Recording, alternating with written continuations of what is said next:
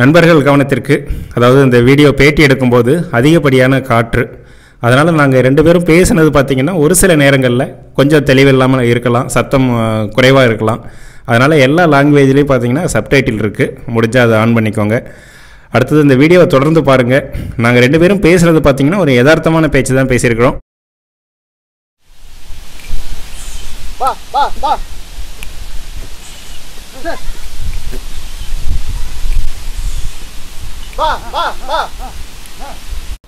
வணக்கம் திரு Shanmuga Sundaram sir. Sir வணக்கம், சொல்லுங்கள். நமது பண்ணை எங்கே அமைந்துள்ளது, அதை பற்றி கொஞ்சம் சொல்லுங்கள். சேலம் மாவட்டம் ஆத்தூர் நரசிங்கபுரம் விநாயகபுரம் தெற்குக்காடு. விநாயகபுரம் கோர்ட்லேருந்து ஆப்போசிட்டில் ஒரு கிலோமீட்டர் உள்ள வரணுங்க. கூகுள் மேப்பில் வந்து Shanmuga Sundaram goat farm search பண்ணிங்கன்னா நம்ம ஃபார்ம் தெரியுங்க. சரி சார், கண்டிப்பாக வீடியோக்கு கீழே டிஸ்கிரிப்ஷனில் அதனுடைய மேப்போடைய லிங்கை கொடுப்போம். பார்க்குற நண்பர்கள் வந்து ஈஸியாக நேவிகேட் பண்ணி வர முடியும். சார், நமக்கு தோட்டம் எத்தனை ஏக்கர் சார் இருக்குது? 3.5 ஏக்கர் இருக்குங்க. 3.5 ஏக்கர் தோட்டம். நம்ம சொந்த நிலம் வந்து 3.5 ஏக்கர் தாங்க. சரி. இப்போ நம்ம சொந்தக்காரங்களுக்கு ஒரு 4 ஏக்கர் நம்ம பார்த்துக்குறோம், ஃப்ரீயாக தான் பார்த்துக்குறோம். சரி. பக்கத்தில் ஒரு 1.5 ஏக்கர் ரிஸ்க் எடுத்துருக்காங்க. ஆக மொத்தத்தில் இப்போ எத்தனை ஏக்கர் நீங்கள் மேனேஜ் பண்ணுறீங்க? 3.5, ஒரு 4, 7.5, ஒரு 8, 9 ஏக்கர் பார்த்துட்டு இருக்குங்க. 9 ஏக்கர் பார்த்துட்டு இருக்கிறீங்க. இந்த ஆடு வளர்ப்புக்கு முன்னாடி நீங்கள் வந்து விவசாயம் தான் செஞ்சுருப்பீங்க, கரெக்டுங்களா? ஆமாங்க. இப்போ உங்களுடைய அனுபவத்தில் விவசாயத்தில் லாபகரமாக இருக்கா, ஆடு வளர்ப்புலையா, இல்லை இரண்டும் பண்ணும்போது லாபமா? இல்லை, விவசாயம் பார்த்துட்டு இருந்தபோது ஆடு வளர்ப்பு பார்க்கும்போது வந்து விவசாயத்தை விட ஆடு வளர்ப்பு பெஸ்ட்டு. விவசாயத்தை வந்து அதெல்லாம் ஒன்றும் லாபம் லேபர்ஸுக்கு கொடுத்து உழவு ஓட்டி பார் போகிறதுக்கு இன்றைக்கெல்லாம் எவ்வளோ கேட்பாங்கன்னு விவசாயிக்கே தெரியும். அது பார் போட்டு எல்லா வேலையும் முடித்து உரம் போட்டு களை எடுத்து எல்லா செலவும் போக கடைசியில் வந்து கையை கடிக்கும். 10 காசு மிச்சம் வருதா வரலையான அசலுக்கே சரியாக போச்சாங்கிற கண்டிஷன் இருக்கும். சாதாரணமாக இன்றைக்கி ஆடு வளர்க்கும் போது வந்து இன்றைக்கி ஒரு ஆடு வந்து ஒரு தலையீத்து குட்டி ஒன்று வந்து ஒரு பிறவை எடுத்துகிட்டு போகிறாங்க, ஒரு 10,000 எடுத்துகிட்டு போகிறாங்கன்னா அது வந்து ஒரு 3 or 4 ஒரு 2 monthஸில் சனையாகிடுது. அதை வந்து மறுபடியும் வந்துட்டு உங்களுக்கு ஒரு 5 monthஸில் குட்டி போட்டு அது ஒரு 5 months 6 monthஸில் பெருசாகிடுது. அப்படிங்குள்ள அது ஒரு இன்னொரு 10,000 கெப்பாசிட்டி. கிட்டத்தட்ட ஒரு வருஷம் 2-3 மாதத்தில் வந்து உங்களுக்கு வந்து அது 1க்கு டபுள் ஆகிடுது. இப்போ ஒரு 1 லட்ச ரூபா இன்வெஸ்ட்மெண்ட் பண்ணுறாங்கன்னா ஒரு வருஷம் 2-3 மாதத்தில் வந்து 1க்கு டபுளாக வந்துடுது உங்களுக்கு. சரி சார், இதை பற்றி ஒரு வருஷம் 3 மாதம் கூட ஆகாது. இப்போ சனையாக இருக்கிற கண்டிஷனில் எடுத்துகிட்டு போனாங்கன்னா உங்களுக்கு வந்து ஒரு 8-9 மாதத்துலேயே கூட டபுள் ஆகலாம். அது இவங்க எடுத்து போகிற சைஸை பொறுத்து இருக்குது, ரேட்டு கொஞ்சம் கூட குறைச்சல் இருக்கும், அதை பொறுத்து இருக்குங்க. சரி சார், இன்னும் இதை பற்றி சுவாரஸ்யமான கேள்விகள் நிறைய இருக்குது. சொல்லுங்கள். நமது பண்ணையில் இப்போ எத்தனை தாயாடுகள், குட்டிகள் மொத்தம் எத்தனை இருக்குது? நம்மக்கிட்ட வந்து ஒரு 300 ஆடு குட்டி எல்லாமே சேர்த்துருக்குங்க. 335 நினைக்கிறேன். அன்றைக்கி கவுண்டிங் பண்ணோம், அப்ராக்சிமேட்லி பண்ணோம், ஒரு அக்யூரேட்டாக எடுக்கலை. இப்போ வந்து தாயாடுகள் ஒரு 100-120 இருக்குங்க. தலையீத்து குட்டிங்க அப்படின்னு பார்த்ததில் ஒரு 80-90 இருக்குங்க. அப்புறம் சின்ன குட்டிங்க, அப்புறம் வந்து கெடா குட்டிங்க, எல்லாம் மொத்தத்தில் ஒரு 335 அந்த ரேஞ்ச் இருக்குங்க. சரி சார், நம்மளுடைய ஆடு வளர்ப்பு பார்த்தீங்கன்னா கொட்டில் முறைங்களா இல்லை வந்து மேய்ச்சல் முறைங்களா? இல்லை, நம்மளது மேய்ச்சல் முறை தாங்க. இங்கே தீவனம் வந்து கொடுக்குறதுனா அடர் தீவனம் மட்டும் இங்கே கொடுப்போம். மற்றபடி வந்து தீவன புல்லோ வேலி மசாலோ மேய்ச்சல் எல்லாமே மேய்ச்சலில் தான். சரிங்க. இது மழை காலத்தில் எப்படி மேனேஜ் பண்ணுறீங்க நீங்கள்? மழை காலத்தில் மழை கொஞ்ச நேரம் கேப் விட்டுச்சுன்னா வயலில் விட்டோம்னா மேய்ஞ்சிட்டு வந்துடுதுங்க. அதனால மழை கண்டினியூவாக பெய்யறது கிடையாது. இந்த கள்ளக்கொடி மட்டும் இருக்குது பார்த்தீங்களா, அதை மட்டும் இந்த ட்ரம்மில் போட்டு வைப்போம். அந்த கள்ளக்கொடி போட்டு வச்சோம்னா அந்த ஹோல்ஸ்குள்ளே தலையை விட்டு சாப்பிட்டுக்கும். அதாவது நமது பண்ணையில் தாயாடு குட்டிகளோடு சேர்த்து எப்போதும் 300-400 எண்ணிக்கையில் இருக்கும்போது இதை நீங்கள் தீவனத்துக்காக எத்தனை ஏக்கர் நீங்கள் ஒதுக்கிருக்கிறீங்க? இல்லை, நம்ம வயலில் வந்து சொல்ல போனாக்க ஒரு 2 வயல் வந்து புதுசாக அதை அழிச்சிட்டு மறுபடியும் 2-3 வயல் ஒரு வருஷம் பயிர் பண்ணிட்டு இருப்போங்க. சரி. மீதி பழசு தான் ஒரு 6-7 வருஷம் அப்படியே தான் இருக்கும். அதில் வந்து இப்போ ரொம்ப ட்ரை சீசனாக்க ஒரு 6-7 வருஷம் பயிர் பண்ண வயலை வந்து விட்டுருவோம், தண்ணி அது பாய்க்காமல் விட்டுருவோம். அது வந்து அது மறுபடியும் புதுசாக உழவு ஓட்டி, ஏன்னா எல்லா டைமும் மழை பெய்யறது கிடையாது. இந்த வருஷம் பரவாயில்ல, மழை பரவாயில்ல. போன வருஷம் முன்னாடி ரொம்ப காய்ச்சல். அப்போ வந்து ரொம்ப ஒரு 4-5 வருஷம் உழவு ஓட்டாத வயல மறுபடியும் உழவு ஓட்டி மறுபடியும் புதுசாக விதை போட்டு மறுபடியும் அதை பண்ணுவோம். ஏன்னா ஒரு 4-5 வருஷம் ஒருக்கா உழவு ஓட்டினா தானே பரவாயில்லைங்க. வருஷம் 3 மாதம் மற்ற பயிர் பண்ணால் கடலை போட்டால் 4 மாதம் ஒருக்கா உழவு ஓட்டணும். முத்துசோளம் போட்டால் 3 மாதம் ஒருக்கா 4 மாதம் ஒருக்கா உழவு ஓட்டணும். கண்டிப்பாக இது அப்படி கிடையாது. இது ஆட்டில் வந்து நம்ம வந்து ஆடு மேய்ஞ்சிக்கிட்டே இருக்குது, கால் முதிச்சிட்டே இருக்குது. அதை வந்து கொஞ்சம் இருகலாக இருந்தால் ஒரு தடவை ஒரு 4-5 வருஷம் ஒருக்கா உழவு ஓட்டி மறுபடியும் புதுசாக பயிர் பண்ணணும். இந்த 9 ஏக்கரில் இப்படி ஒரு 2-3 ஏக்கர் இதில் போயிடும். நம்ம ஒரு 6 ஏக்கர் தான் பயிர் பண்ணுவோம், ஆட்டுக்காக தீவனம் பயிர் பண்ணியிருப்போம். அதில் வந்து வேலி மசாலு சவுண்டில் இந்த மாதிரி பண்ணுறதெல்லாம் வந்து கொஞ்சம் கம்மியாக. அப்புறம் மற்ற புல்லுலாம் இருக்கு இல்லைங்களா, அதெல்லாம் கொஞ்சம் மேய்ச்சலில் விடுவோம். எல்லாமே கலந்து சாப்பிடும். இந்த பராமரிப்பிற்காக உங்களுடைய குடும்ப உறுப்பினர்கள் எத்தனை பேர் ஈடுபடுறீங்க? வேலையாள்னு சொல்லிட்டா எத்தனை பேர் சார்? இல்லை, இப்போ பராமரிப்புக்கு வந்து வேலையாள்னா அந்த கீழே க்ளீன் பண்ணுறது, இந்த தரையெல்லாம் க்ளீன் பண்ணுறதுனா தோட்ட வேலை ஏதாவது மற்ற வேலைக்கு எதுக்காச்சும் வராங்க அப்படின்னாக்கா தண்ணி பாய்க்கிறதுக்கு, மற்ற ஆடு மேய்ஞ்சது போக அதில் களைகள் இருக்கும், ஆடு சாப்பிடாத தீனி இருக்கும், அதில் அந்த களையெல்லாம் எடுக்கிறதுக்கு அப்போ கூப்பிட்றோன்னு வச்சுக்கோங்க. அவங்க வந்துட்டு இதை க்ளீன் பண்ணிட்டு போயிடுவாங்க. இல்லாட்டி ஹவர்ஸ் கணக்கில் வந்து க்ளீன் பண்ணுறதுக்கு கூப்பிடுவாங்கன்னா ஒரு ஹவர்ஸ்க்கு வந்து 40 ரூபா கொடுக்குறோம். ஒரு லேபர்ஸ்க்கு ஒரு லேடிஸ்க்கு வந்து 40 ரூபா. வந்தாங்கன்னா ஒரு 1 ஹவரில் க்ளீன் பண்ணிட்டு போயிடுவாங்க. ஒரு 4-5 பேர் வந்தாங்கன்னா க்ளீன் பண்ணிட்டு போயிடுவாங்க. வாரத்தில் 1 நாள் 2 நாள் கூப்பிட்டுக்குவோம். சரி, அதாவது முழுக்க முழுக்க உங்களுடைய வந்து ஒருத்தர் வந்து லேபர் நம்ம டெய்லி பார்த்துக்கிறாங்க, ஒரு லேடி அம்மா ஒருத்தர் வந்து 2 பேர் இருக்காங்க. சரிங்க சரிங்க. அப்புறம் வீட்டில் வந்து நாங்கள் ஒய்ஃபு அம்மா இருக்காங்க, 3 பேர் பார்த்துக்குறோம். சரி சார். இதில் தினசரி பராமரிப்புன்னா இப்போ காலையில் எழுந்திரிச்சு எந்த நேரத்துக்கு நீங்கள் மேய்ச்சல் அனுப்புறீங்க? எவ்வளோ நேரம் மேயறதுக்கு போகும்? ஃபஸ்ட்டு காலையில் எழுந்திரிச்ச உடனே பார்ப்போங்க, ஷெட்டில் வந்து பார்ப்போம் ஆடு எல்லாம் எப்படி இருக்குது, உடம்பெல்லாம் நல்லா இருக்கா, இல்லை ஏதாச்சும் ஆட்டு டிசீஸ் அட்டாக் ஆகிருக்கா, அல்லது ஏதாச்சும் கழிச்சல் இருக்கா, ஆடு எல்லாம் ஏதாவது சோர்வாக இருக்கா அப்படின்னு சொல்லிட்டு வந்து ஒரு ரவுண்ட்ஸ் பார்ப்போம். காலையில் எழுந்திரிச்ச உடனே ஃபஸ்ட்டு வேலை அதுதான். அதில் ஏதாவது தீவனம் அஜீரணமாகி போய் ஏதாச்சும் ஜீரண கோளாறு இருந்து ஏதாச்சும் கழிச்சல் கீத்து இருந்தாக்க அதுக்கு மருத்துவ வசதி கொஞ்சம் செஞ்சு அதாவது மாத்திரைக்கு இது கொடுத்து பார்ப்போம். இல்லாட்டி டாக்டர் வர சொல்லி பார்த்துப்போம். பார்த்துட்டு அதை சரி பண்ணிக்குவோம். சரிங்க. மற்றபடி வந்துட்டு அப்புறம் வந்துட்டு ஒரு 9 மணி வாக்கில் வயலில் மேய்ச்சலுக்கு விடுவோம். தீவன புல் மற்ற புல் பூண்டெல்லாம் மேய்ச்சலில் மேய்ஞ்சிட்டு வரும். அப்புறம் வந்துட்டு கொஞ்சம் அதுக்கு வந்து ஃபுல்லாக ஃபென்சிங் போட்டிருக்கோம். ஃபென்சிங்கிறது ஒன்றும் பெரிய லெவல்லாம் ஒன்றும் கிடையாது. சும்மா நம்ம பார்த்தோம் வெல்டு மெஸ் போட்டு விட்டு அப்படியே முறுக்கம்பி அடிச்சு விட்டோம்னா போதும். அது வந்து ஒரு 2-2.5 ஏக்கருக்கே வந்து ஒரு 1.5 லட்ச ரூபாய் செலவாகும். சரிங்க. அதனால வந்து நம்ம கிட்டத்தட்ட டெய்லி ஒரு 4 லேபர்ஸ் குறையிறாங்க. லேபர்ஸ் மட்டும் ஒரு 4 பேர் குறையிறாங்க. அப்படி பார்க்கல வந்து அதுக்கு வந்து ஒரு 175 ரூபா வராங்க. அப்படி பார்த்தோம்னா 700 ரூபாய் ஒரு நாளைக்கு மீதி ஆகும். அதில் உங்களுக்கு ஆட்டை வயலில் சுற்றி பார்த்துக்கிறதுக்காக வேண்டியே மீதியாகும். அப்படி நம்ம ஃப்ரீயாக இருக்கோம் அப்படின்னாக்கா பார்த்துக்கிறதுனா இன்னும் 2 வயல் சும்மா இருக்குது, வேலி போடாமல் இருக்குது. அந்த வயலில் விட்டு நீங்கள் பார்த்துருப்பீங்கன்னு நினைக்கிறேன். அந்த வயலில் விட்டு பார்த்துப்போம். அதில் வேலி மசால் போட்டிருக்கு. அதில் தீவன புல் அடிக்கடி மேய்ஞ்சிட்டு இருக்கலாம். வேலி மசாலும் மேய்ஞ்சா ஒன்றும் பிரச்சனை இல்லை. சவுண்டரில் விடக்குள்ள வந்துட்டு கொஞ்சம் வந்து கேப் விட்டு தான் விடணுங்க. விடாமல் வந்து கண்டினியூவாக இது பண்ணோம்னா அது தாங்காது. சவுண்டர் வந்து மேக்ஸிமம் கட் பண்ணி தான் போடணும். நம்ம இருந்தாலும் ஒரு நிறைய இலை இருக்கும்போது மேய்ச்சலில் விட்டுட்டு அப்புறம் அந்த இலையெல்லாம் குறைஞ்ச பின்னாடி வந்து ஆடு இல்லைன்னா அந்த பட்டையெல்லாம் கரண்டுருங்க. அதுக்காக வந்து அடைச்சி வச்சிடும். அந்த ஏரியாக்குள்ளே விடுறது கிடையாது. சரிங்க. அதாவது ஆடு வளர்ப்பில் நம்ம தீவன செலவை குறைக்கிறதுக்கு இந்த பசுந்தீவனம், உலர் தீவனம் ரெண்டும் வந்து இன்றியமையாதது. ஆமாங்க. இதில் பார்த்தீங்கன்னா இந்த க்ரூடு ஃபைபர்னு சொல்லுவாங்க. க்ரூடு ஃபைபர் அதாவது நார்பொருள், நார்ச்சத்து இதுல வந்து அதிகமா இருக்கு. ஆடுகளுடைய வயிறு நிரம்ப இந்த உலர் தீவனம், பசுந்தீவனம் தான் நம்ம பிரதானமா பயன்படுத்துறோம். அதே நேரத்துல நம்ம சத்தான தீவனமும் நம்ம கொடுக்கணும். என்னென்ன தீவனங்கள் நீங்க வந்து பசுந்தீவனமா ஆடுகளுக்கு கொடுக்குறீங்க? இப்ப பசுந்தீவனம் வேலி மசாலு, சவுண்டலு, அப்புறம் வந்துட்டு இந்த கோ4 கோ5 இருக்குல்ல, பழைய தீவனத்தட்டு அது இருக்கு. சூப்பர் நேப்பிற்கு முன்னாடி இது எல்லாமே கொஞ்சம் வெரைட்டிஸ் எல்லாமே இருக்கு. நம்ம எல்லா பசுந்தீவனமும் கொடுக்குறீங்க. அதாவது அதிக மாவுச்சத்து வந்து இப்ப சூப்பர் நேப்பியர் ஒரு 3/4 ஏக்கர் தான் இருக்குங்க. அது ஆடு மேட்ச்ல விட்டா அது சரியா வரல. சரி, அந்த சிவப்பு தட்டு மட்டும் தான் நமக்கு செட் ஆகுது.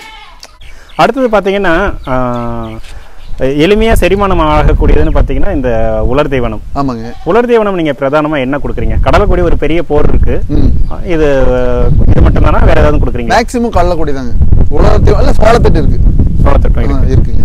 அடுத்தது அதிகப்படியா நம்ம செலவிடுறதுன்னு பாத்தீங்கன்னா இந்த அடர் தீவனம். ஆமாங்க. இந்த அடர் தீவனம் இத்தனை ஆடுகளுக்கு ஒரு நாளைக்கு எத்தனை கிலோ சார் கொடுப்பீங்க? ஆடுகளுக்கு நம்ம அளந்து கொடுக்க முடியாது. இல்ல அடர் தீவனங்களுக்குள்ள வந்து உங்களுக்கு பாத்தீங்கன்னாக்க எஸ்கேம் இப்போ எஸ்கேம் தான் கொடுத்துட்டு இருக்கோம். எஸ்கேம் வந்து உங்களுக்கு வந்து ஒரு 35 கிலோ வருங்க. பர் ஒன் டே வந்து ஒரு 35 கிலோ இருக்கும்.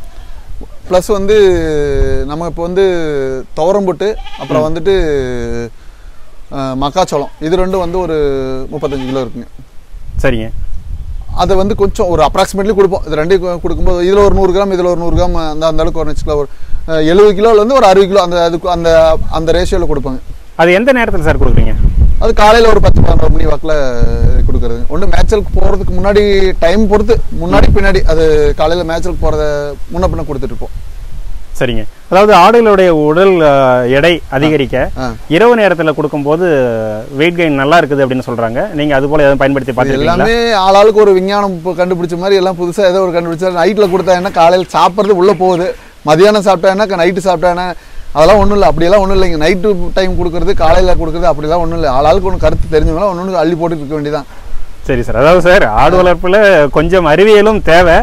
அது போல ஒரு சில பேர் வந்து டாக்டர்ஸுங்க சொல்றது என்னன்னா, இப்போ ஃபேட்டனிங் இறைச்சிக்காக நம்ம வந்து செம்மறி குட்டிகளோ இல்ல தமிழ்நாட்டுல இருக்க டாக்டர்ஸ், இந்தியாவில் இருக்க டாக்டர்ஸ், வேர்ல்டு லெவல்ல இருக்க டாக்டர்ஸ் எல்லாருமே ஒரே கருத்து சொல்றது இல்லைங்க. அது உண்மைதான். நான் ஒன்றும் இதான் சொல்ல வரல, எல்லா டாக்டரும் ஒரே இல்ல உங்க அனுபவத்தை சொல்றீங்க. கரெக்ட். அதுதான் சொல்றேங்க. ஒரு சாதாரணமா வயிறு உப்பசம் இருக்கு அப்படின்னாக்கா நம்ம சாப்பிட்ற டைஜின் இருக்கு பாத்தீங்களா, அதை வந்து ஒரு 30 மில்லி கொடுத்தாவே வயிறு உப்பசம் வந்து குறைஞ்சிரும், சரியாயிடும். ஒரு 2 or 3 வேலைக்கு கொடுத்தாக்க. அது பெருசா ஆளாளுக்கு ஒரு டாக்டர்ஸ் ஒரு மாதிரி கருத்து சொல்லுவாங்க. அதை வந்து இல்ல வயிறு உப்பசம் அப்படின்னா ஆடு வயிறு உப்பிக்கிச்சு அப்படின்னாக்க டைஜின் கொடுத்தா போதும், ஒரு 30 மில்லி கொடுத்தாவே போதும். அது ஒருத்தர் இந்த மருந்து மாத்திரையை கொடுங்க, இந்த மருந்தை கொடுங்க. என்னோட அனுபவத்துல இப்ப ரீசெண்டா வந்து டைஜின் கரெக்டா இருக்கு.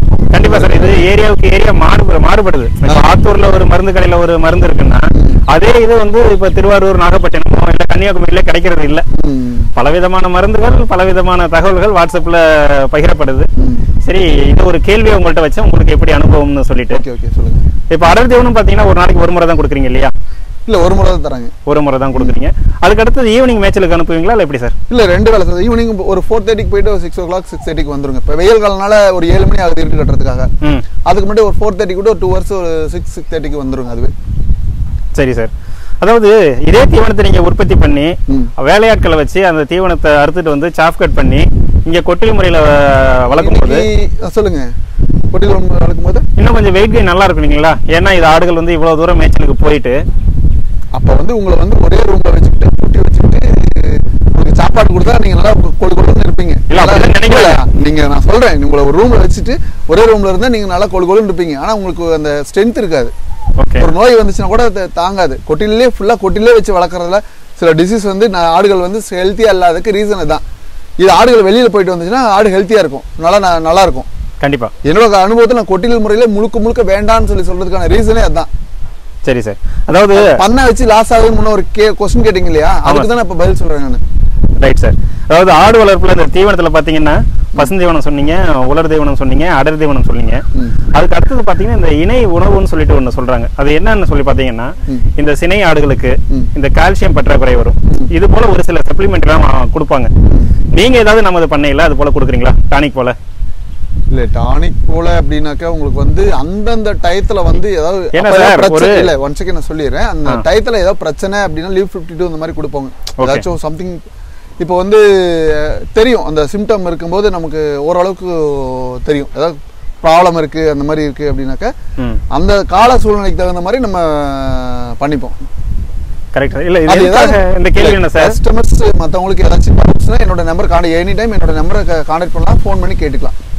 கண்டிப்பா சார். அதாவது ஒரு 30-40 வருடங்களுக்கு முன்னாடி எல்லாம் பாத்தீங்கன்னா பல வகையான பொருட்கள் இருந்தது. அது அத்தனையும் ஆடுகள் விரும்பி எடுத்தது, அதுல தேவையான சத்துக்கள் கிடைச்சது. ஆனா இப்ப நம்ம குறிப்பிட்ட அளவுல தீவனத்தை நாம தான் வந்து அது ஆடுகளுக்கு புகுத்துறோம்.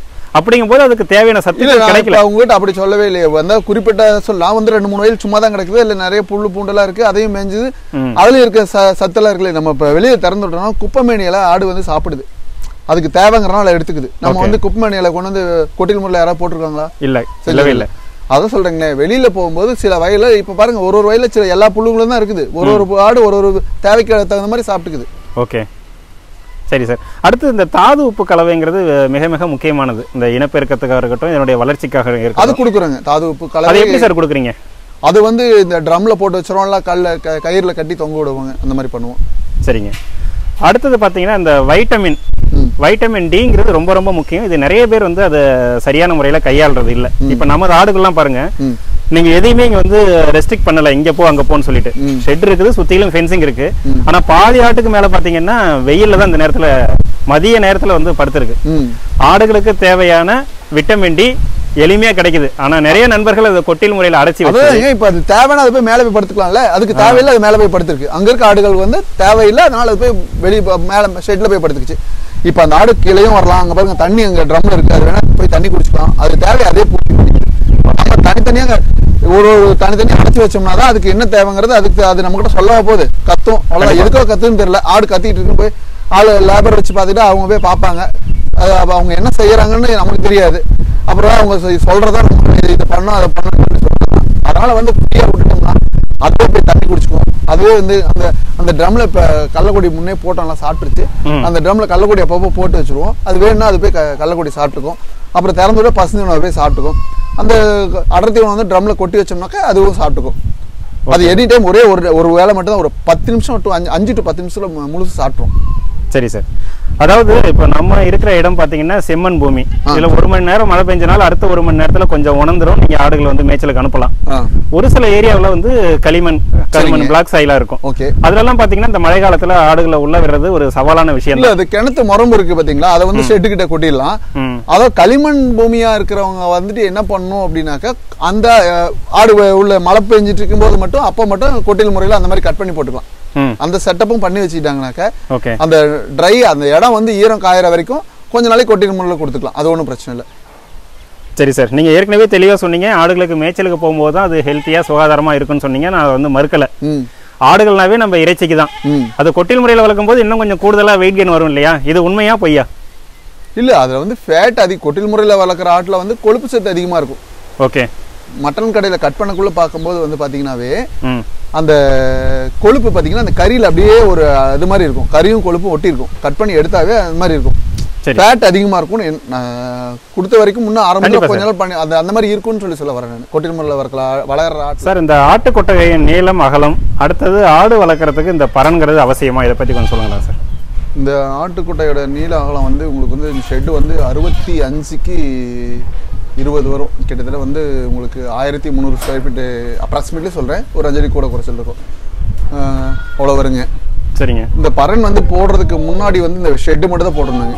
பரன் அடிக்கல, வெறும் ஷெட்டு மட்டும் போட்டிருந்தோம். சரி. ஷெட்டு போடுறதுக்கு முன்னாடி அந்த பழைய வீடு இருக்குது பார்த்தீங்களா, அதில் வந்து அந்த தாழ்வாரத்துலேயே ஒரு 70-80 ஆடு வரைக்கும் அதில் வளர்த்தோம். சரிங்க. அது வளர்த்து முடிச்சுட்டு அப்புறமே வந்துட்டு அங்கே ரொம்ப இட வசதி கம்மியாக இருக்கனால வந்துட்டு அப்புறமே இந்த ஷெட்டு மட்டும் போட்டுட்டு சுற்றி வலையை கட்டி விட்டு இதில் வந்து ஒரு 150-200 ஆடு வரைக்கும் வளர்த்தோம். அப்போ கீழே தரையில இதெல்லாம் குட்டியெல்லாம் க்ளீன் பண்ணி ஒரு லேபர்ஸ் வச்சுட்டு க்ளீன் பண்ணி பண்ணிட்டோம். அப்புறமே அது முடியாத டைமில் தான் வந்து உங்களுக்கு ஒரு 200க்கு மேலே கவுண்டிங் அதிகமாக தான் அப்புறமே பரன் அடித்தோம். இந்த பரன் அடிக்கிறதுக்கு ஒரு 1 லட்ச ரூபாய் செலவாச்சுங்க. ஒரு சதுரடிக்கு 50 ரூபா வந்துச்சுங்க. இந்த ரீப்பர் மட்டும் 2க்கு 1.5 ரீப்பர், யூக்கலிப்டஸ் ரீப்பர் தான் அதை பண்ணணும்.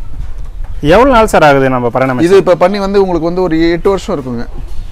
8 வருஷத்துல இதுல பராமரிப்புனா எந்த பராமரிப்பு அப்படின்னாக்க அதுல ஏதாச்சும் கொஞ்சம் பிஞ்சு மரமா இருக்கிறது அந்த மாதிரி இருக்கிறது உடஞ்சிரும் பாருங்க. அங்க பாருங்க, அந்த இடத்துல உடஞ்சிருக்கு பாருங்க. ஆமா, அந்த மாதிரி இருக்கும். அதுக்கு வந்து மறுபடியும் கார்பன் வச்சு அது மறுபடியும் சரி பண்ணணும். அதான் பராமரிப்பு.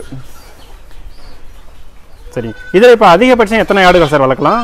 ஆடுகள் குட்டிகளோட சேர்த்து ஆக்சுவலி வந்துட்டு உங்களுக்கு வந்து ஒரு 125-150 இதுல வளர்க்க முடியும். நம்ம வந்து ஓப்பன் பிளேஸ்ல பாருங்க, அதுல வந்து ஆடு நிக்குது. இதை மட்டுமே நம்ம நம்புறது இல்லை. ஆனா இது இந்த நம்ம கிட்ட இப்ப இருக்க 300 ஆட்டுக்கு வந்து இன்னும் இவ்வளவு பெரிய செட்டு வேணும். ஆனா நம்ம குறைஞ்ச இடத்துலயே அதிக ஆடு வளர்க்குறோம். அப்படிங்குள்ள வந்து என்னன்னா ஓப்பன் பிளேஸ்ல நிக்குது பாதி ஆடுகளுக்கு மேல. சரி. அது பாருங்க, மழை வரும்போது நம்ம கிட்ட டெய்லியுமே மழை பெய்ய போகுது. எப்பயோ ஒரு மணி நேரம் 2 மணி நேரம் ஒரு மழை பெய்யுது. அப்ப மட்டும் எல்லாம் ஒடியாந்துருது மேல இங்க ஆடு. மறுபடியும் மழை நின்று கீழே ஓடி போய் நின்றுக்குது. அவ்வளவுதான். கரெக்ட். இப்ப பரன் போடும்போது அதிக எண்ணிக்கையில ஆடு வளர்க்கலாம்னு சொல்ல முடியுங்களா? இல்ல, பரன்கிறது வந்து முதல்ல தரையில வளர்த்து பார்த்துக்கிட்டு அது எப்படி வருதுன்னு பார்த்துக்கிட்டு அப்புறமே பரன் அமைக்கணும்னு சொல்ல வரேன். எனக்கு தேவையில்லாம செலவு பண்ண வேண்டாம் அப்படிங்கிறது. ஷெட்டுக்காகவே வேண்டி அதிகமாக செலவு பண்ண வேண்டாம். நம்ம ஆடு கெப்பாசிட்டி எவ்வளோ நம்மகிட்ட இருக்கோ அதுக்கு தகுந்த மாதிரி கொஞ்சம் கொஞ்சமாக மேலே போங்க. எடுத்த உடனே பரனை போட்டுட்டு ஷெட்டை போட்டுட்டு தேவையில்லாமல் செலவு பண்ணாதீங்க அப்படின்னு சொல்கிறது என்னோட கருத்து. சரி சார், இந்த பரன் போடுறதுனால வேற என்ன நன்மைகள் இருக்கு? பரன் போடுறதுனால என்ன, இந்த புழுக்கெல்லாம் வந்து கீழே மேக்ஸிமம் வந்து பரன் வந்து இந்த பரன் வந்து புரட்டாசி ஐப்பசி கார்த்திகை இருக்கு பார்த்தீங்களா, அந்த மழை காலத்தில் அப்போதான் நமக்கு யூஸே. மற்ற டைம் வெயில் காலத்துல பரணே தேவையே இல்லை. கீழே இருக்கிறதே தரையிலேயே நல்லா தான் வருது ஆடு, ஒன்றும் பிரச்சனை இல்லை. ஆனா தரையில வளர்க்கும் போது இந்த உண்ணி பேன் தொல்லையெல்லாம் கொஞ்சம் அதிகமா இருக்கு. அதுக்கு மருந்து அடிச்சு தான் ஆகணும். உண்ணி பேனுக்கு வந்து மருந்து கொடுத்துதான் ஆகணும் நம்ம வந்து. அதாவது வந்து பெயினுக்கு வந்து ஐவரிமெத்தை இன்ஜெக்ஷன் பண்ணவே உங்களுக்கு மேலே பெயின் இருக்காது. குடல் புழு நீக்கும், வயிற்றுல குடல் எல்லாமே போயிடும். ஓகே, அந்த இன்ஜெக்ஷன் ஐவரிமெத்திலின் போட்டு விட்டாவே போதும் உங்களுக்கு. சரி சார், அதாவது எல்லாரும் சொல்றது 2 வருடத்திற்கு 3 ஈத்துன்னு சொல்லிட்டு நம்ம அதை விட்டுடுவோம். ஒரு தாயாட்டுல இருந்து 1 மாதத்திற்கு உங்களால எவ்வளவு லாபம் எடுக்க முடியுது? 1 மாதத்துக்கு ஒரு தாயாட்டுல இருந்து உங்களுக்கு, அதாவது செலவுகள் போக அப்ராக்சிமேட்லி சொல்றேங்க, செலவுகள் போகவா இப்போ இன்னைக்கு கண்டிஷன் வந்து உங்களுக்கு வந்து ஒரு 40 ரூபா வருங்க செலவு போக. ஒரு தாயாட்டுல இருந்து ஒரு மாதத்துக்கு ஒரு தாயாட்டுல 40 ரூபா ஒரு நாளைக்கு கேரண்டி எடுக்க முடியும்னு சொல்றீங்க? கண்டிப்பா. சரிங்க. இதுல வந்து நீங்க இந்த எருலாம் இதுல சேர்த்துட்டீங்களா? அதெல்லாம் தனி வருமானமா? இல்ல, நான் எல்லாமே சேர்த்து தான் சொல்றேன் உங்களுக்கு. எல்லாமே சேர்த்து தான். அப்போ நீங்கள் சொல்கிறத பார்க்க போனால் 30 × 40 1200 ரூபா ஒரு தாயாட்டிலேருந்து. ஆமாங்க, கண்டிப்பாக எடுக்க முடியும்னு சொல்கிறீங்க ஒரு மாதத்திற்கு. சரிங்க. அடுத்தது இதில் மிக முக்கியமான சவாலாக பார்க்குறதுன்னு பார்த்தீங்கன்னா இந்த இளங்குட்டிகளை காப்பாற்ற முடியலன்னு சொல்லிட்டு நிறைய அது வந்து இல்லை, அது வந்து இளங்குட்டிகள் காப்பாற்றுறதுங்கிறது வந்து ஒரு வருஷ டைம். இந்த வருஷம் வந்து கொஞ்சம் நிறைய இழப்புகள் நிறைய இருக்குது. இளங்குட்டிகளை காப்பாற்ற முடியாமல் இப்போ வருஷத்தை விட இந்த வருஷம் கொஞ்சம் அதிகமாக இருக்குது. ஏன்னா பருவ சூழ்நிலை தான் காரணம். அந்த திடீர்னு கழிச்சல் வரும். இந்த ஒரு 10 நாள்ல இருந்து ஒரு 15-17 நாள்ல வந்து இருக்க குட்டிகளை மட்டும்தான். மற்றபடி வந்து ஒரு 25 நாள் ஆயிடுச்சுன்னா அந்த குட்டிங்களை ஒன்றும் பிரச்சனை கிடையாது. அது ரீசன் என்ன அப்படின்னாக்கா நல்லா ஆடு ஹெல்த்தியாக இருக்கணும். ஒன்று, ஆடு ஹெல்த்தியாக இருந்து பிறக்கிற குட்டிங்க மட்டும்தான் தெளிவாக இருக்குது. ஆடு ஹெல்த்தியாக இல்லாத குட்டிங்கள் வந்து ஏதோ 1-2 இருக்க தான் செய்யுது. அது ஒன்றும் பண்ண முடியல. அது எப்படியா ஒன்று அந்த ஆடு வந்து ஏதோ ஒரு இப்போ 100 பேர் இருக்கும் மனுஷன் இருக்குன்னா 100 பேர் ஒரே மாதிரி இருக்க மாட்டாங்க. ஒருத்தர் ஏதோ ஒரு பிரச்சனை இருக்க தான் செய்யும். அது வரதான் செய்யும். சரி பண்ணிக்கலாம். அந்த மாதிரி ஆடுகளை பார்த்துட்டு அதை கொஞ்சம் தனியாக வச்சு கொஞ்சம் தீவனங்களும் கொஞ்சம் சேர்த்து கீத்து கொடுத்தோம்னா சரி பண்ணிக்கலாங்க. அதாவது இந்த ஆரம்ப பண்ணையாளர்கள் என்ன சொல்றாங்கன்னா, நான் 20 தாயாடு வச்சிருந்தேன், எல்லாமே குட்டி போட்டுது, என்னால ஒன்னையுமே காப்பாற்ற முடியல. அப்போ இது வந்து ஆடு வளர்ப்புல அந்த அளவுக்கு ஒரு லாபகரமான தொழில் இல்லை. அதாவது ரொம்ப நாட்கள் நம்ம இதுல இருக்கும்போது தான் ஏற்ற இறக்கம் இருக்கத்தான் செய்யும். நீங்க ஏற்கனவே சொன்னது போல. நீங்க இந்த தடுப்பூசின்னு சொல்லிட்டு வருடத்துல என்னென்ன ஊசி சார் மிக முக்கியமானது? ET அண்ட் PPR இதுதான் ரொம்ப முக்கியமானது. PPR வந்துச்சு அப்படின்னாக்கா மூக்குல சளி மாதிரி வரும், வாயில புண்ணு வரும், கழிச்சல் வரும், இறந்துரும். ETங்கிற அதாவது இந்த மெயின் வந்து இந்த 2 வேக்சின் தான் மெயினான வேக்சினே. கண்டிப்பா சார். வெள்ளாடுகளை காட்டினும் செம்மறி ஆடுகளுக்கு தான் நோய் தாக்கம் அதிகமா இருக்கும். அதுல இந்த ஆந்த்ராக்ஸ், ப்ளூ டங்க் நிறைய டிசீஸ் இருக்கு. வெள்ளாடுகள்ல நீங்க சொல்றது போல இந்த PPRங்கிறது ரொம்ப ரொம்ப முக்கியமானது.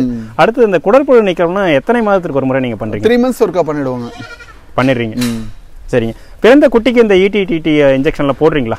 இல்ல, பிறந்த குட்டிக்கு வந்து TT போடுறவங்க, ET வந்து 3 monthsக்கு மேல தான் போடுவாங்க. ஓகே. இந்த ஊசியில நீங்களே போடுறீங்களா இல்ல மருத்துவர் வராங்களா சார்? இல்ல, மருத்துவர் வர சொல்லிடுவாங்க, இல்லாட்டி ஒரு உதவியாளர் இருக்காங்களே அவரை வர சொல்லுவாங்க. ஓகே. இப்போ இத்தனை ஆடுகளை பராமரிக்கும் போது உங்களுக்கு மருத்துவ செலவுன்னு சொல்லி பார்த்தீங்கன்னா தோராயமா ஒரு வருடத்திற்கு எவ்வளவு சார் ஆகுது? கண்டிப்பா நீங்க கணக்கு பார்த்துருப்பீங்க. எந்த ஒரு தொழில் செஞ்சாலுமே ஒரு 10 ரூபாய் நம்ம மருந்துக்காக செலவு பண்ணாலும் அதை வந்து கணக்கு பார்க்கணும். அப்ராக்சிமேட்லி வந்து கிட்டத்தட்ட பார்த்தா ஒரு 50,000 வருங்க. சரிங்க. டிவார்மிங் பிளஸ் மருத்துவ செலவு எல்லாமே சேர்த்தாக்க மேக்ஸிமம் இன்ஜெக்ஷன்லாம் பண்ண தெரியுங்க நமக்கு. ரொம்ப எமர்ஜென்சி அப்படின்னு நம்மளே பண்ணிக்குவோம். நைட் வந்து டாக்டர் வரல அப்படின்னு சொல்லி சொல்றாரு, அப்படின்னு வர முடியல, அப்படின்னு ஃபோன் அட்டன் பண்ணல அப்படின்னாக்க திடீர்னு என்ன பண்றது, உடனே நம்ம தான் பண்ணி ஆகணும்.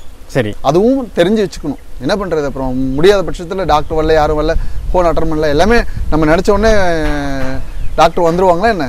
கண்டிப்பா ஒரு பெரிய சவால் தான் அதுல அந்த விஷயத்துல. ஸோ நம்ம மேய்ச்சல் முறையில் வளர்க்கும் போது 1 செகண்ட் சார், இல்லை 1 செகண்ட், ஆடு வாங்க வந்திருக்காங்க, உங்களை அப்படியே ரைட்டுங்க, நான் அப்படியே வந்து அந்த ஆட்டை ஏற்றிக்கிங்க. அப்படியே வந்து இவங்க ஆடுகள் வாங்க வந்திருக்காங்களா சார்? ஆமாங்க. எத்தனை ஆடு, என்ன ரேட் சார் கொடுக்குறீங்க இப்போதைக்கு? இப்போ 6 ஆடுங்க 1 லட்ச ரூபாய் கொடுத்துருக்குங்க. 6 ஆடு நம்மளிடம் விற்பனைன்னு பார்த்தீங்கன்னா எப்படி சார்? 99% பீஸ் இடம் கொடுக்குறாங்க. தெரியாம ஒருத்தர் வந்து எனக்கு தெரியல வெயிட் பண்ணி கொடுக்கலாம் பண்ணிக்கிறாங்க. ஓகே. என்ன விலைன்னு சொல்ல முடியும்? அது வந்து விலை வந்து தரத்தை பொறுத்து இருக்குங்க. அந்த ஆடு எப்படி இருக்கு அதை பொறுத்து 450, 500, 550, 600 அதை பொறுத்து எந்த ஆட்டை பொறுத்தோ அதை பொறுத்து இருக்குங்க.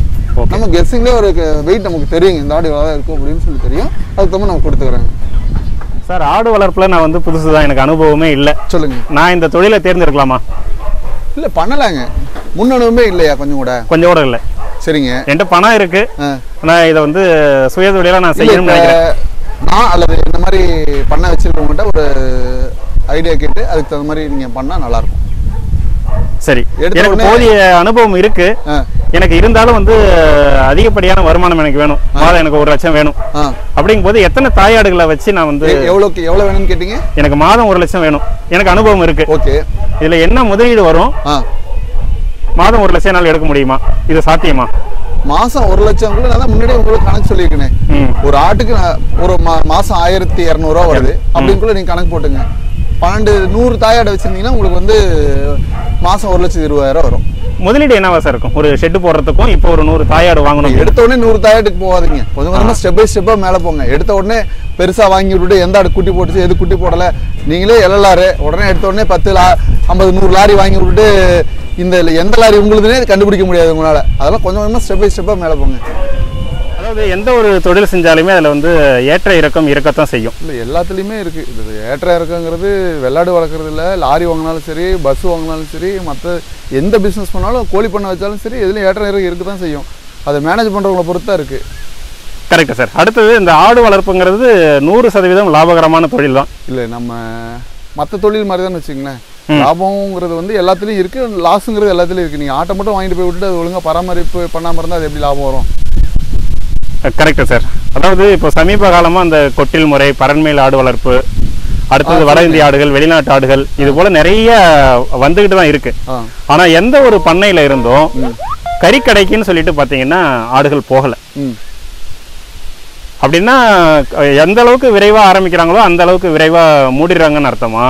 இல்லை உற்பத்தி அந்த அளவுக்கு ஆகலையா? அப்படி சொல்ல முடியாது. கறிக்கடைக்கு போகலன்னு சொல்ல முடியாது. கறிக்கடைக்கும் போக தான் செய்யுது, போகாமலாம் கிடையாது. அதில் வந்து இப்போ நம்ம கொடுக்குறோன்னா ப்ரீடிங் அதிகமாக, அதாவது நம்ம வந்து வளர்க்குறதுக்கு அதிகமாக கேட்குறாங்க. அது கொடுத்தது போக மீதி இருக்குது, அதில் டேமேஜ் பீஸ் ஆகாது. அதாவது வந்து கொஞ்சம் நீட்டு போக்கம் இல்லாமல் அது எல்லா குட்டிகளையும் ஒரே மாதிரி இருக்காது. ஒரு 10-20% வந்து கொஞ்சம் கறிக்கடை கொடுக்குற மாதிரி தான் இருக்கும். எல்லாமே வளர்க்க கொடுக்க முடியாது. நம்ம பிறக்கிற குட்டிகள் எல்லாமே வந்து ஒரு சில குட்டிகள் வந்து நம்ம வளர்க்குறது கொடுக்க முடியாமல் அறுக்கிறது கொடுக்குற மாதிரி இருக்கும். அதான் கறிக்கடைக்கு போயிட்டு தான் இருக்குது. இன்றைக்கி கறிக்கடைக்கு வந்து 360லேருந்து 70-75 வரைக்கும் கூட போகுது. Correct sir. ஒரு சில பகுதியில், இப்போ சின்ன சில பகுதியில் 330 தான் எடுக்கிறாங்க. அது வியாபாரிகளை பொறுத்து, ஆட்டோட தரத்தை பொறுத்து இருக்குங்க. எலும்பு தோலுமா இருக்கும், வயிறு மட்டும் பெருசாக இருக்கும். அந்த ஆட்டை கொண்டுட்டு போய் கறிக்கடை இவ்வளோ ரேட்டு கொடுத்தா எப்படி அவங்களுக்கு கட்டுப்படி, கசாப்புக்காரங்களுக்கு எப்படி கட்டுப்படி ஆகும்? Correct sir. அதாவது வெள்ளாடுனாவே பிரதானமாக நம்ம வந்து இறைச்சிக்காக தான். இவ்வளவு பண்ணைகள் இருந்தும் தமிழ்நாட்டு தேவைகளை பூர்த்தி செய்யாத அளவுக்கு தான் நம்மள்கிட்ட உற்பத்தி இருக்கு. இல்லை உற்பத்தி இருக்குன்னா அதை விழிப்புணர்வு தான் காரணம், வேற ஒன்றுமே கிடையாதுங்க. தமிழ்நாட்டில் வந்து அந்த அளவுக்கு ஆடு வளர்த்தா எதுக்கு வெளியில நீங்கள் வருது? ஓகே, அப்போ அந்த அளவுக்கு வளர்க்க முடியல அப்படின்னா என்ன காரணமா சார் இருக்கும்? இல்லை வளர்க்க முடியலன்னா மற்ற பிஸ்னஸ் பார்க்குறாங்க, விவசாயத்தில் ஈடுபாடு இல்லை. இப்போ இந்த கொரோனா பிரச்சனை இருந்தால் நிறைய பசங்க வந்து நம்ம ஆடு வளர்க்கணும், பிஇ எம்இ முடிச்சுட்டு கூட ஆடு வளர்க்கணும்னு ஆசைப்பட்றாங்க. அதுக்கு முன்னாடி சென்னையில் போனால் ஐயோ நம்ம அங்கே இருக்கிறது நம்ம சொந்த ஊர்லேயே வந்து நம்ம ஆடு வளர்த்து நம்ம பொழைச்சிக்கலாம் அந்த மாதிரி நினச்சிட்டு இருக்காங்க. சரி சார். இல்லை எப்படி பார்த்தாலுமே இப்போ நானும் நிறைய பண்ணைகளுக்கு வந்து ட்ராவல் பண்ணியிருக்கேன். சொல்லுங்கள். சரிங்களா? பண்ணை ஆரம்பிக்கிறாங்க, அடுத்தது பார்த்தீங்கன்னா என்னுடைய ஆடு வந்து அந்த அளவுக்கு வளர்ச்சி இல்லை, குட்டிகளை காப்பாற்ற முடியல, நிறைய இதில் லாபமே இல்லைன்னு தான் ஒரு பக்கம் பேசுகிறாங்க. இல்லை அவங்க ஒழுங்காக டிவான் பூச்சி மருந்து கொடுத்துருக்க மாட்டாங்க, மேலே பெயின் இருக்கும் அதை பார்த்துருக்க மாட்டாங்க, அதை ஒழுங்காக தீனி கரெக்டாக கொடுத்துருக்க மாட்டாங்க, லேபர்ஸை போட்டு இவங்க பாட்டுக்கு வேறு வேலையை பார்த்துட்டு கண்டுக்காமல் இருந்திருப்பாங்க. ஒரு லாரியே வாங்கி விட்றாங்கன்னா அந்த லாரி வந்து அவங்க டிரைவரை போட்டு இவங்க பாட்டுக்கு வீட்டில் இருந்துட்டு அதை மெயின்டைன் பண்ணாமல் இருந்தால் லாரியிலேருந்து அமௌண்ட் வந்துருமா என்ன? கரெக்ட் சார், உண்மைதான் நீங்கள் சொல்கிறது. நம்ம ஒரு மேனுஃபேக்சரிங் தொழில் இதை பண்ணலை, ஒரு உயிரோடு நம்ம வந்து விளையாடுற மாதிரி தான் அர்த்தம். அப்படிங்கும்போது இதுக்கு போதிய அனுபவம் இருந்து, அனுபவம் வந்து நம்ம ஒன்று சொல்லி கொடுக்கறது கேட்கலாம். அதாவது நம்ம சொல்கிறோம், நம்ம ஆடு வாங்கி போகிறாங்க, நம்ம சொல்ல மேக்ஸிமம் பண்ணுறாங்க, அல்ல ஃபெயிலியரும் இருக்குது, இல்லாமலாம் கிடையாது. அவங்க ஒழுங்காக வேறு பிஸ்னஸ் இருக்கும், அதை பார்த்துட்டு இதை ஒழுங்காக பார்க்குறது இல்லை. யாரோ ஒரு ஆளை போட்டு விட்டு அவங்க பாட்டுக்கும் போயிடுவாங்க, இதை ஒழுங்காக பார்க்க மாட்டாங்க. அவன் வந்து அவங்க மற்ற வேலையை பார்த்துக்கிட்டோ, மற்ற ஒரு அந்த ஆள் சரியான ஆளாக இருந்துச்சுன்னா ஒழுங்காக பார்த்துக்குவாப்புல.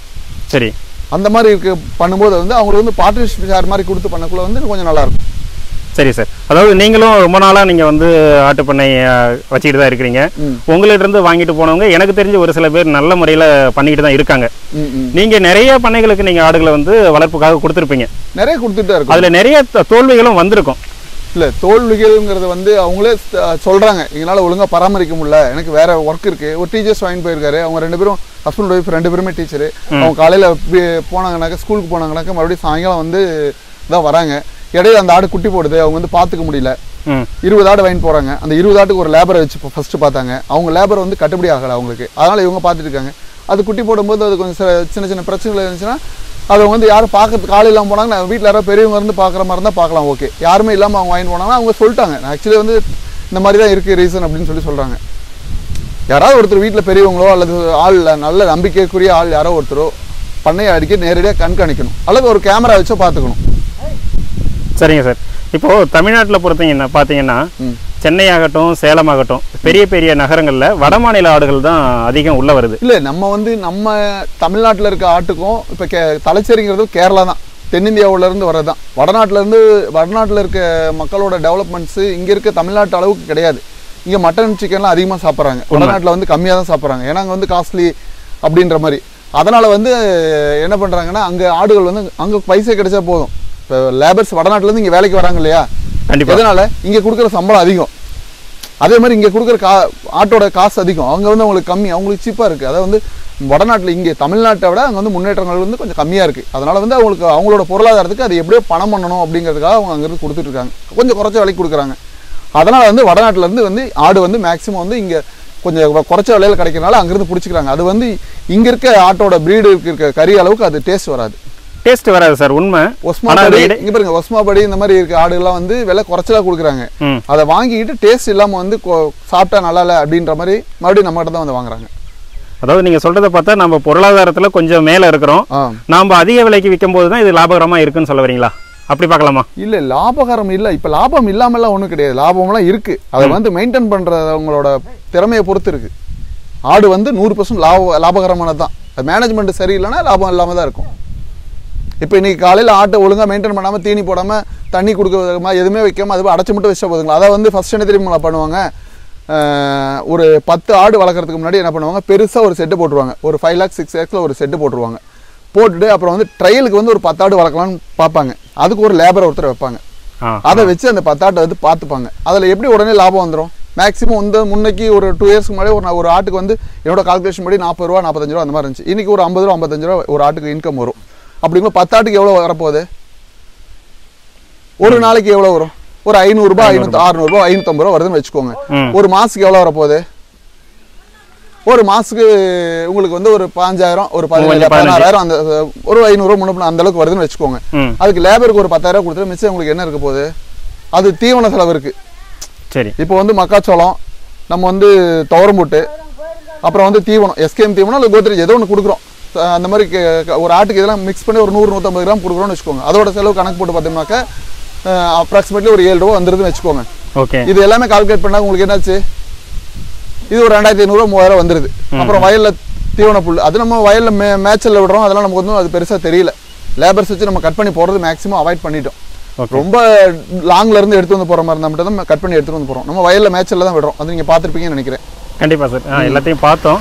அதனுடைய வீடியோக்கள் இருக்கு, அதில் வந்து போடுவோம்.